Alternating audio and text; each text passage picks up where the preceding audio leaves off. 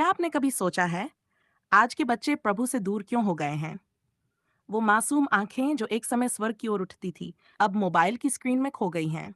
वो नन्हे होंठ जो एक समय प्रार्थना करते थे, अब घंटों तक चुप रहते हैं। अगर आप एक माता पिता हैं, एक भाई, एक बहन या बस एक आत्मा जिसे इस पीढ़ी की चिंता है, तो ये वीडियो आपके लिए है। क्योंकि आज हम बात करने जा रहे हैं उस सच्चाई की जो शायद बहुतों को चुभेगी, पर वो सच्चाई जो आत्मा को झकझोर देगी।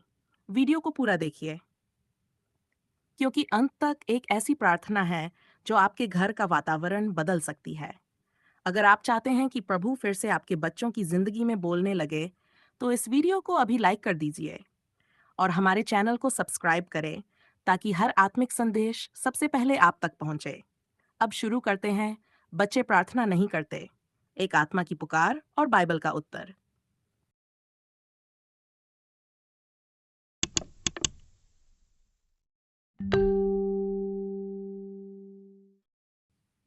बचपन जीवन की सबसे कोमल अवस्था, जहां आत्मा सबसे शुद्ध होती है और मन सबसे सरल।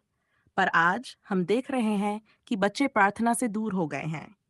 ये दूरी केवल एक धार्मिक अभ्यास से नहीं, बल्कि परमेश्वर से आत्मिक संबंध से हो रही है। बाइबल हमें बताती है, उन्हें मेरे पास आने दो। ये यीशु मसीह के वे वचन हैं जो उन्होंने तब कहे जब चेले बच्चों को रोक रहे थे। मत्ती की पुस्तक के 19वें अध्याय में यीशु ने कहा, बालकों को मेरे पास आने दो, उन्हें मत रोको, क्योंकि स्वर्ग का राज्य ऐसा ही लोगों का है। यही हमारे पहले सत्य की पुष्टि करता है। बच्चा जब प्रभु के पास आता है, तब स्वर्ग उसके निकट आता है। पर आज बच्चों को डिजिटल दुनिया ने जकड़ लिया है। मोबाइल, वीडियो गेम और टीवी ने उनके ध्यान को परमेश्वर की उपस्थिति से हटाकर कृत्रिम सुखों की ओर मोड़ दिया है। वे चर्च या आत्मिक सभाओं में नहीं जाना चाहते, उन्हें प्रार्थना में समय बिताना कठिन लगता है। क्या ये केवल समय का प्रभाव है या माता-पिता का ध्यान भटक जाना? बाइबल के अनुसार परिवार में आत्मिक नेतृत्व सबसे पहले माता-पिता का होता है। व्यवस्था विवरण की पुस्तक के 6वें अध्याय में लिखा है, और तू इन वचनों को अपने हृदय में रखना और इन्हें अपने पुत्रों को बार-बार समझाना। परमेश्वर माता-पिता को ये जिम्मेदारी देता है कि वे अपने बच्चों को प्रभु के वचनों में बढ़ाएं। जब एक बच्चा देखता है कि उसका पिता घुटनों पर बैठकर प्रार्थना करता है, जब वह माँ को बाइबल पढ़ते देखता है, तो वह सीखता है। उसके जीवन में भी वही आदतें जड़ पकड़ती हैं। लेकिन जब घर में प्रार्थना नहीं होती, तो बच्चे के लिए परमेश्वर एक पराया नाम बन जाता है। प्रेरितों के काम की पुस्तक के 16वें अध्याय में लिखा है, प्रभु यीशु मसीह पर विश्वास कर, तू और तेरा घराना उद्धार पाएगा। ये केवल एक व्यक्ति की नहीं, पूरे परिवार की आत्मा की चिंता है। प्रभु बच्चों को भी पवित्र आत्मा से भरना चाहता है, जैसे उसने समूएल को बचपन में बुलाया था। पहली समूएल की 3री पुस्तक में लिखा है कि समूएल ने कहा, हे प्रभु, बोल, तेरा दास सुन रहा है। क्या आज के बच्चे ये वचन कह सकते हैं? मसीह ने जब अपने शिष्यों को प्रार्थना करना सिखाया, तो उन्होंने ये नहीं कहा कि ये केवल बड़ों के लिए है। हे हमारे पिता, तू जो स्वर्ग में है।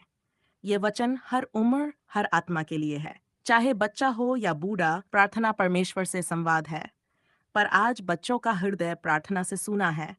वे रात को बिना धन्यवाद दिए सो जाते हैं। भोजन पर आशीर्वाद मांगना भूल जाते हैं। उनके जीवन में आत्मिक चेतना की जगह आत्मिक शून्यता है। यह परिवर्तन केवल एक समाज का नहीं, बल्कि पीढ़ी का है। बाइबल में दूसरा इतिहास की पुस्तक के 17वें अध्याय में राजा योशिय्याह का उल्लेख है, जो 8 वर्ष की उम्र में राजा बना और प्रभु की खोज की।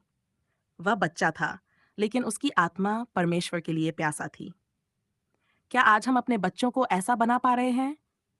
प्रार्थना जीवन की आत्मा है, और जब बच्चे इससे कट जाते हैं, तो उनकी आत्मा धीरे धीरे सूखने लगती है।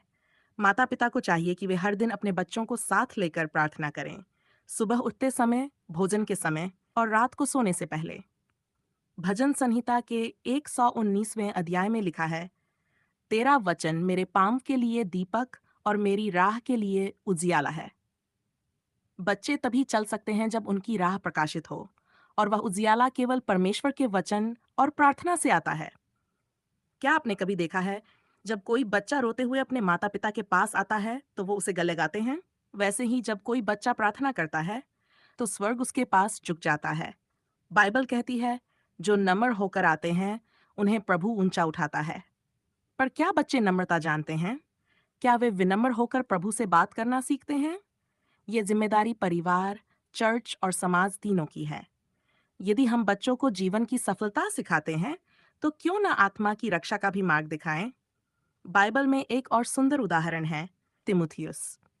दूसरी तिमुथियुस की पहली पुस्तक में पौलुस कहता है, मैं उस विश्वास को स्मरण करता हूँ जो पहले तेरी नानी लोइस और माता यूनिके में था और अब तुझ में भी है। यह आत्मिक विरासत की शक्ति है। बच्चों को प्रार्थना सिखाना केवल एक धार्मिक कार्य नहीं, बल्कि आत्मिक उत्तराधिकार है। जब बच्चा बचपन में प्रार्थना करना सीखता है, तो बड़े होकर वह जीवन की तूफानों में भी प्रभु की ओर देखना नहीं भूलता। इसलिए आज ये पुकार है, बच्चों को फिर से प्रभु की उपस्थिति में लाओ। उनके हाथ जोड़ने में मदद करो। उन्हें सिखाओ कि जब वे आंखें बंद करें और दिल से बात करें, तो परमेश्वर सुनता है।